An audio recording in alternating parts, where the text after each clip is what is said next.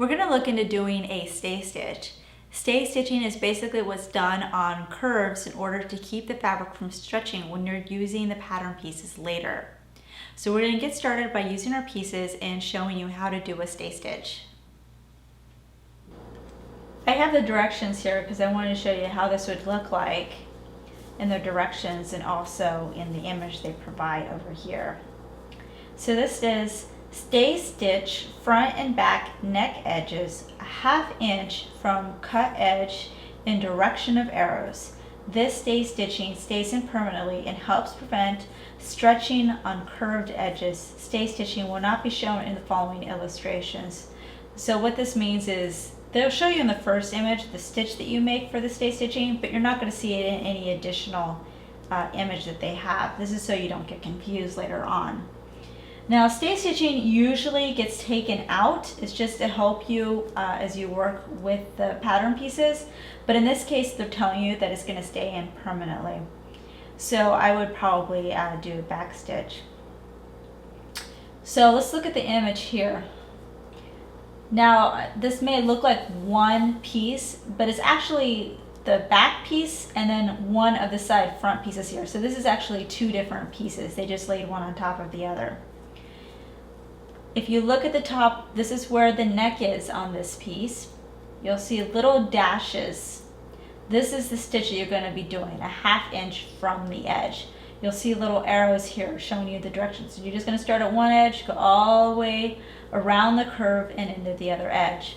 This piece right here, which is one of the side fronts, we're going to start at the top and we're going to stitch all the way down to the bottom, and then we're going to do it for the other side because this is just one side of the front and then we have another front.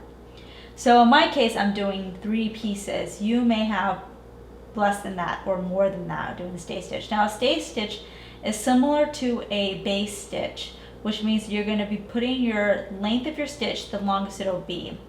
So for me, that's going to be a 6 on my machine. Just make it the biggest stitch that it'll be, and it should go along pretty fast. So now I'm going to show you what the pieces look like. I have my fabric pieces here, so you can see what they look like in real life as opposed to the picture. So this is my back piece. Here's my neck curve right here. So I'm going to be doing, I have my sewing gauge and I measure it a 1/2 inch. So I'm going to be sewing a 1/2 inch from the edge of this, starting here and going all the way over to this side. This over here is my side front. Here's the neck curve. So I'm going to start here and sew all the way down. Now, if you're doing a piece similar to I am, which is a jacket or a shirt or something, you have to remember that there's going to be 2 of these and you're going to do the same thing to the other side because this is the front and it's the front right and you have a front left. So I just don't have it up here because I don't have enough room. So now I'm going to go ahead and take this to my machine and go ahead and do the large stitch 1/2 inch away from the edge all the way around here, here, and then on my other side that looks exactly like this. So I have my first piece here and I'm going to start stitching.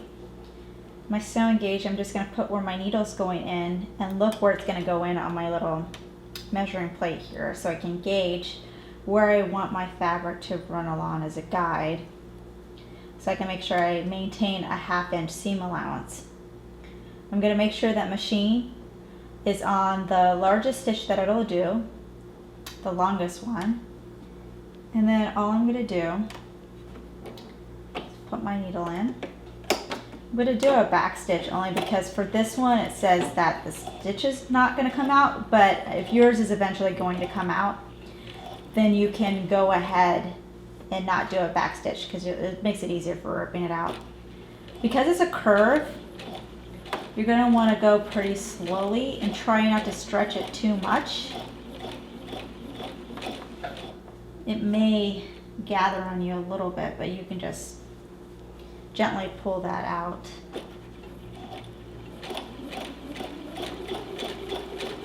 And then go all the way around. I have one of the side front pieces here, so I'm going to stitch my stay stitch on this side And I'm just gonna go where my needle's gonna go in at a 1/2 inch mark. So I have my guide to follow. And because this is gonna stay in, I'm doing the back stitch. If you're gonna take it out, you don't have to do a back stitch. And it's the largest stitch I can do on my machine, which means the longest stitch. And I'm just gonna follow it carefully. Since it's a curve, you have to go a little bit slower.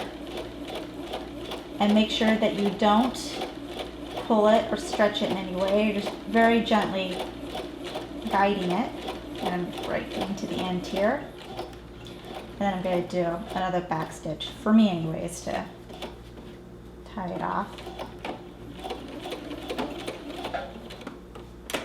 Alright, so that one's done. I don't know if you can see it because my thread pretty well matches the fabric. And now I'm just going to do it to the other side. That's the same exact shape piece.